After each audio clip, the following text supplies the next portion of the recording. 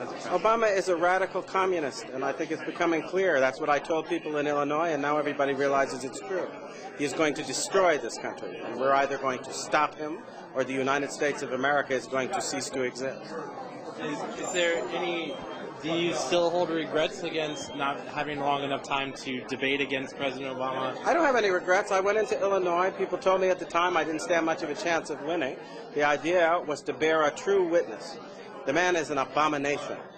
He is someone who has actually advocated infanticide, that when babies are the target of abortion, if they happen to escape the abortionist's intention and are born alive, he actually supported the idea that those babies should be set aside to die. That is a man with such a seared conscience, I can't even understand why anybody in their right mind would consider him worthy of political support. That's a violation of conscience that is inconceivable. And even some of the most hardline pro-abortion people in America rejected that abomination, and he did not. So what does tonight mean when President Obama is President of the United States? How does tonight play a role? That's another question. Is he President of the United States? According to the Constitution, in order to be eligible for president, you have to be a natural-born citizen. He has refused to provide proof that he is, in fact, a natural-born citizen. And his Kenyan relations say that he was born in Nairobi at a time when his mother was too young to transmit U.S. citizenship.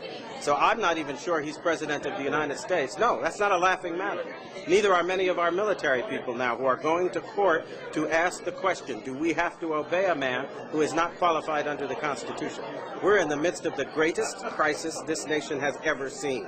And if we don't stop laughing about it and deal with it, we're going to find ourselves in the midst of chaos, confusion, and civil war. It's time we started acting like grown-ups. How could the policy that President Obama makes in the next couple of years affect activities like tonight? Sorry, the person you call President Obama, and I frankly refuse to call him that. Right. At the moment, he is somebody who is kind of an alleged usurper, who is alleged to be someone who is occupying that office without constitutional warrant to do so.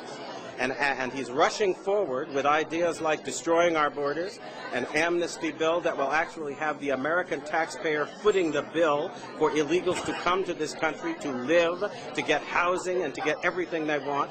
He is also somebody who has just announced a program that would essentially destroy the validity of existing mortgages and encourage everybody in the country to stop paying their mortgage because the government is going to pay it instead. This is insanity.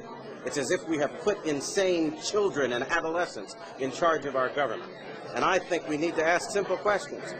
A couple of years ago, we were arguing over every penny in the United States budget, and it was quite clear we didn't have enough money to go around.